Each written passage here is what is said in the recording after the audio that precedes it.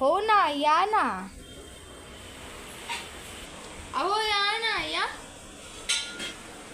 काय नाही हो, हे पण गेले कामाला, चिंट्या पण गेला शाळेत, माझं घरचं पण सगळं काम आटपलं म्हणून आले तुमच्याकडे चौकशा करायला. अहो या बसा. अहो तसं तर हे पण आमचे कामाला गेली. चिंट्या आमच्या बाथरूम मध्ये, घरचं सगळं काम आटपलं. पण मला लोकांसारखे म्हणजे चौकशा नसतात ना, लोकांच्या घरी जाऊन चौकशा करायची. अहो माझं म्हणणं असं नव्हतं हो.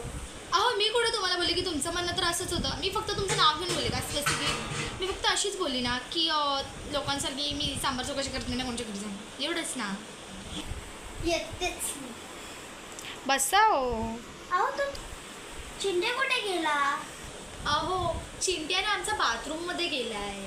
तू हा आमचा चिंट्या ना 5-5 मिनिटाला बोलतो आई शी झाली, नंतर मग 5 मिनिटाला म्हणतो आई बोचा धुवायला ये, आई बोचा धुवायला ये, म्हणून मी त्याला शाळेत डायपरच घालून पाठवते बाबा.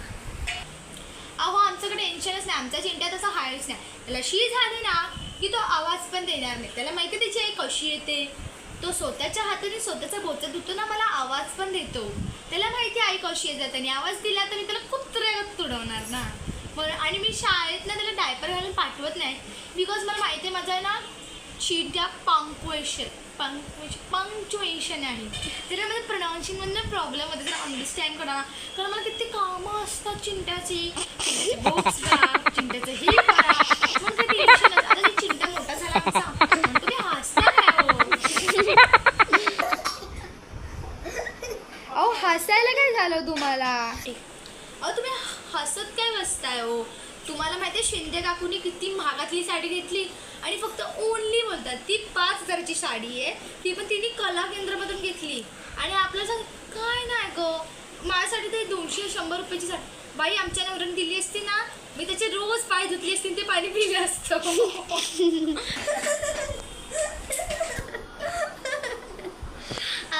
असं माझ्या नवऱ्याने जर घेऊन दिली असते ना तर मग मी रोज त्याचा डाएटच बंद केला असतं, रोज तेलाचं खायला दिलं असतं, मस्त भजी बिजी. अहो तुम्हाला माहिती ते शेजारच्या आवडा काकूंनी महागातला डायमंड सेट घेतला माहिती. त्यांच्या नवऱ्याने ना त्यांना फर्स्ट ॲनिव्हर्सरीला दिलेलं माहिती आधीचा, आणि आता या 50वी ॲनिव्हर्सरीला पण त्यांनी एवढा मोठा दिला माहिती आहे तुम्हाला. आणि जर माझ्या ह्यांनी दिला असता ना, मी त्यांच्या गळ्यात ते बांधून त्यांना फिरवलं असतं सगळीकडे. पण काय करू, हे देतच नाही मला कधी. तुम्ही एवढे का असता दात फाडून? तुमच्या नवऱ्याने तुम्हाला तेवढं तरी दिलं का काहीतरी? माझ्या नवऱ्याने तर मला सोन्याची चेन दिली माहिती काय, ती पण जाडीवाली, तुमच्यासारखी नाही. तुमच्या तर गळ्यात काही पण नाही आहे. असे काय दात फाडून बघता, डोळे फाडून? कधी सुंदरबाई बघितली नाही का आयुष्यात?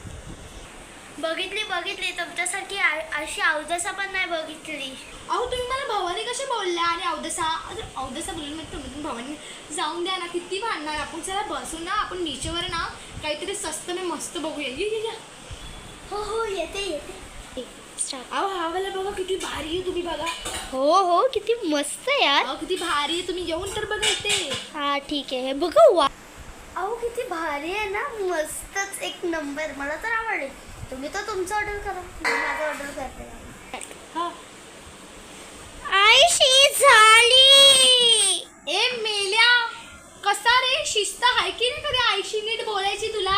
हा कितीदा सांगितलं, पाहुणे आल्यावर त्यांच्यासमोर शी बद्दल आवाज पण नाही काढायचा. तुला माहिती आहे तुझी आई कशी येते? हा आमचा तर चिंट्या असं नाहीये. आमचं चिंटे तरी कुठे येत असा, पण काय माहित मलाच त्याला काय झपाटतो की काय माहित. आम्हाला कधी बोचा धुवायला पण त्यांनी आवाज नाही दिला. आई लवकर ये ग, माझ्या बोचा धुवायला, मला फुटबॉल खेळायला त्यांच्या पोटापोटात. तुझ्या तर फुटबॉल ना मी संडासचे बारीक डोक्यात घालते तुझ्या. तर लोकांसमोर माझी इज्जतचा फॉलो करतो, एवढी चांगली मी. कशी बाई, जसं स्वतःच्या चिंट्याबद्दल किती चांगलं बोलत असते. आता बघा स्वतःच्या चिंट्याने फजिती केली त्याची.